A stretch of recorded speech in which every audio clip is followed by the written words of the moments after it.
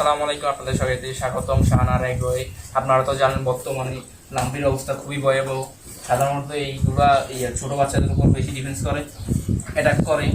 এই জন্য আপনাদের করণীয়, এই দেখেন এখান দিয়ে ভয়াবহ অবস্থা লাম্পির জন্য ফেটে গেছে। আপনারা এর জন্য ব্যবস্থা করবেন এই ফিনাইল সাধারণত মাছির জন্য ব্যবহার করা হয়, মাছি দূর করার জন্য। ফিনাইল আমরা সাধারণত মারি দিলে মাছিগুলা বুঝবে না কত স্থানে। আপনারা দেখতেছেন ফিনাইল মেরে দিলে আর কত স্থানে মাছিটা বুঝতেছে না। তারপরে আপনারা এই ফেল খাবারটা মারবেন, এটাও মারবেন ক্ষত স্থানে। দেখেন এই ক্ষত স্থানে, দেখেন এই দেখেন ফাটা, এই ক্ষত স্থানে মেরে দিবেন। মেরে দেওয়ার ফলে জীবাণুটা আর থাকবে না, বুঝছেন। এই মেরে দিলে এই ক্ষতস্থানে এই ফেল খাবার দিলে এই ক্ষতস্থানটা আর জীবাণু বসে না, জীবাণুটা পরিষ্কার হয়ে যায়। তারপরে আপনারা বায়োডিন দিতে পারেন এই জন্য ক্ষতস্থানে। বায়োডিনটা মূলত দেওয়া হয় ক্ষতস্থান শুকানোর জন্য।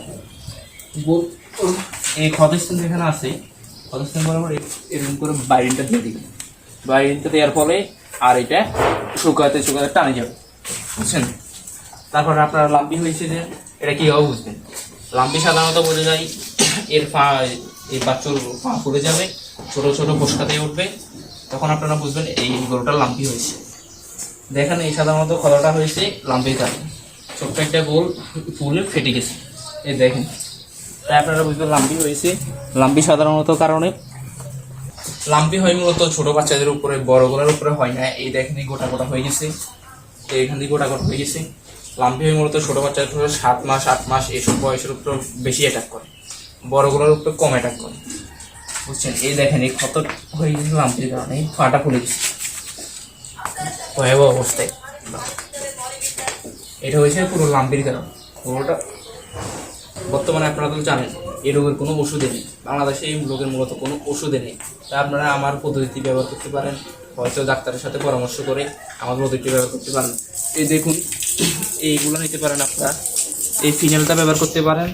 ফিনাইলটা একটু স্প্রে করতে ভরে নেবেন, ভরে এগুলো মারবেন যেন মাছিটা না আসে। আর বায়োডিন দিবেন ক্ষতস্থান শুকানোর জন্য, এগুলো খাবার দিবেন জীবাণুনাশক করার জন্য, জীবাণুটা যেন না থাকে এই কারণে দিবেন। তাহলে মূলত সাধারণত এই লাম্পিগুলো থাকবে না, লাম্পি আস্তে ধীরে শুকিয়ে যাবে। তখন আপনারা বুঝতে পারবেন লাম্পি রোগটা কমে আসছে।